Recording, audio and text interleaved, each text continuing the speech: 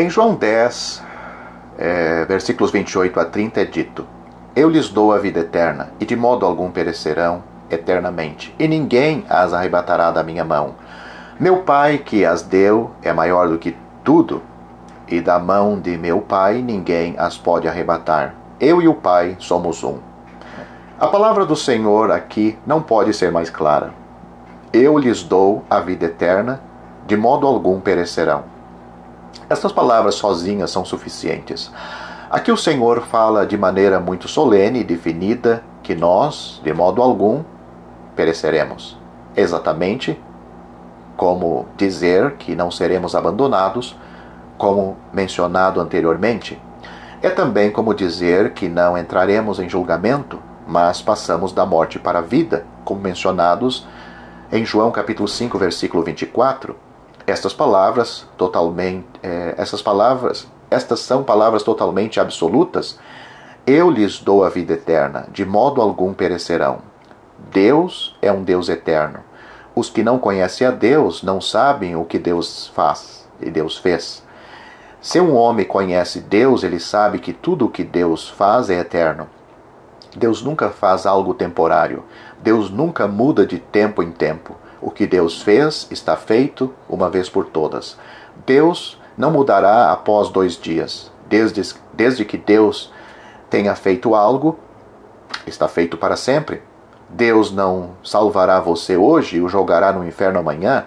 Ele não o salvará novamente no dia seguinte e o jogará no inferno novamente no próximo. Se esse fosse o caso, o livro da vida não seria muito bonito? Haveria cancelamentos e correções aqui e ali? Deus é eterno. O que Ele nos dá é vida eterna. Eis porque nunca pereceremos. Precisamos ver que tudo o que Deus fez é eterno. Deus jamais mudará. O homem pode mudar à vontade, mas Deus não. Uma vez que Ele nos salva, estamos salvos eternamente. Nunca mais correremos o perigo de perecer. Que prova temos disso? Ninguém as arrebatará da minha mão. A palavra ninguém no texto original significa nenhuma coisa criada.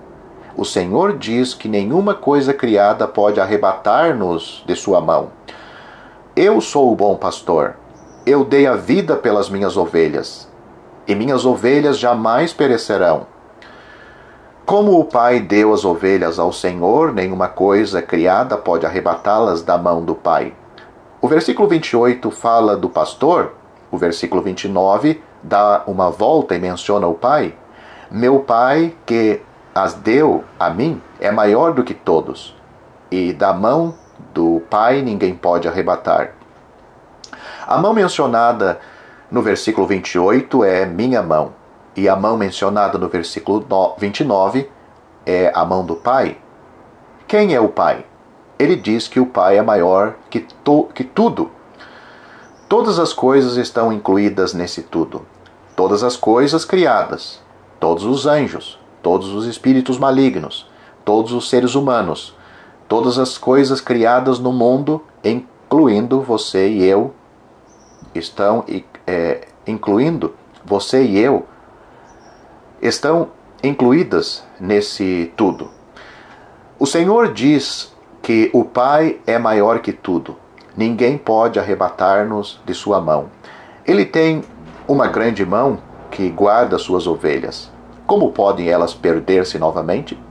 Somente alguém que, se possível, fosse maior que esse, que é maior que todas as coisas, é que poderia arrebatar-nos. Alguns podem dizer, na verdade, os outros não podem arrebatar-nos, mas eu mesmo posso sair. Quando alguém diz isso, prova que sua mente é caída. Ele não conhece a palavra de Deus e não conhece a si próprio. Após uma pessoa ser salva, se ela viesse a perecer, seria por causa de sua própria vontade de perecer?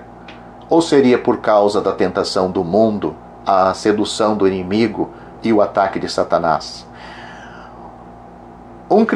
Um cristão perecer significa que a cobiça pode arrebatar o homem da mão de Deus. Significaria que o diabo e o mundo podem arrebatar o homem da mão de Deus. O homem não vai para o inferno porque ele quer ir para o inferno, mas os próprios pecadores, mesmo os próprios pecadores não querem ir para o inferno, muito menos os cristãos. É evidente que o homem está morto no pecado por causa da obra opressora dos espíritos malignos. Todos no mundo são oprimidos pelos demônios. Todos os pecadores têm demônios trabalhando neles. Se os cristãos podem ser arrebatados da mão do Pai, então os espíritos malignos são maiores que o Pai de toda a criação. Aqui está uma ovelha na mão do Pai de todos. Se nada é maior que o Pai de todos, então não há possibilidade de que esta ovelha seja arrebatada. Além do mais, é-nos impossível escapar por nós mesmos, porque até nós somos parte de todas as coisas. O Senhor Jesus disse: meu Pai é maior que tudo. Você não pode colocar-se ao lado de fora de todas as coisas. Graças a Deus por isto. O versículo 28 mostra-nos a mão do Senhor Jesus e o versículo 28 mostra-nos a mão do Pai. O versículo 28 fala-nos sobre a mão do pastor. Essa não é uma questão de lei nem de maldição, tampouco de misericórdia, mas uma questão de ser guardado pela mão de Deus. O versículo 29 diz que a mão do Pai é maior e mais poderosa que tudo. Devemos considerar-nos seguramente guardados por duas mãos, a do Pai e a do pastor. Graças a Deus, o Pai é quem guarda a salvação para mim. É meu Senhor quem guarda a minha salvação. Portanto, eu sei que estou muito seguro. Se você quiser agarrar-se a Deus, é muito desgastante. Em 3 ou 5 anos, ou até mesmo antes, você já terá caído. Agradecemos a Deus por ser Ele quem nos guarda. Finalmente, vejamos Romanos capítulo 8. Ao ler o capítulo 8, versículo 30, vemos 5 elos. Não há diferença em importância nesses 5 elos. Vemos que todos os que foram justificados serão glorificados. A glorificação aqui na língua original está no passado. Deus é um Deus eterno. Do ponto de vista de Deus, todos os que foram justificados já foram glorificados.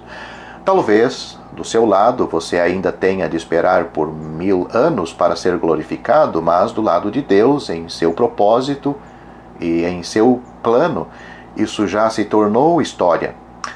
Por isso ele diz: e aos que predestinou, a esses também chamou, e aos que chamou, a esses também justificou, e aos que justificou, a esses também glorificou. Deus já os glorificou, e eles já foram glorificados. Graças a Deus por isto. A história já foi escrita. Como pode estar errada? Sua história futura já foi escrita e não há como mudá-la.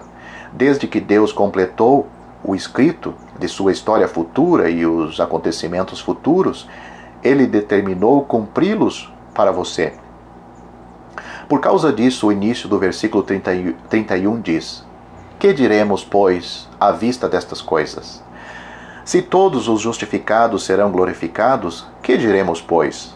Nada diremos? Se Deus é por nós, quem será contra nós? Deus já tomou sua decisão. Como pode o homem ser contra ela?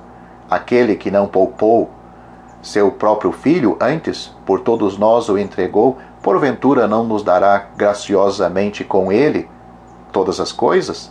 Quem intentará acusação contra os eleitos de Deus? É Deus quem os justifica. Quem os condenará? É Cristo Jesus quem morreu, ou antes, quem ressuscitou, o qual está à destra de Deus e também intercede por nós? Quem nos separará do amor de Cristo? Será a tribulação, ou a angústia, ou a perseguição, ou a fome, ou a nudez, ou o perigo, ou a espada? Aqui Deus está perguntando, bradando ao mundo inteiro: quem? Paulo usa quem o fará quatro vezes. Quem será contra nós? Quem intentará acusação contra os eleitos de Deus? Quem os condenará? E quem nos separará do amor de Cristo? Paulo sabia que não há possibilidade de ocorrer qualquer dessas coisas. Paulo não disse: quem nos levará a não amar a Cristo? Frequentemente, não amamos a Cristo. Muitas vezes, nosso amor é abalado porque é atraído pelo mundo. Podemos não amar a Cristo, mas quem pode levar Cristo a não nos amar? Quer seja a tribulação, ou a angústia, ou a perseguição, ou a fome, ou a nudez, ou o perigo, ou a espada, nada disto pode separar-nos do amor de Cristo. O versículo 37 diz: em todas estas coisas, porém, somos mais do que vencedores por meio daquele que nos amou. Não é por amarmos o Senhor, mas por Ele nos amar. Se fosse por nós o amarmos, não teríamos nenhuma esperança. Se é por meio de o Senhor nos amar, então, em todas estas coisas, somos mais que vencedores, porque eu estou bem certo de que nem a morte, nem a vida, nem os anjos, nem os principados, nem as coisas do presente, nem do porvir, nem os poderes, nem a altura, nem a profundidade, nem qualquer outra criatura poderá separar-nos do amor de Deus, que está em Cristo Jesus, nosso Senhor. Isso nos mostra clara e definitivamente que uma vez que Deus nos tenha dado a salvação, ela é nossa eternamente. Ninguém pode destruir este fato. Essas palavras são muito elevadas, muito abrangentes e muito profundas. Se você gostou deste vídeo, deixe seu joinha, isso nos ajudará a divulgá-lo. Também não se esqueça de inscrever-se em nosso canal. Ative o sininho das notificações para que você receba os novos vídeos. Deixe seus comentários. Obrigado por assistir este vídeo.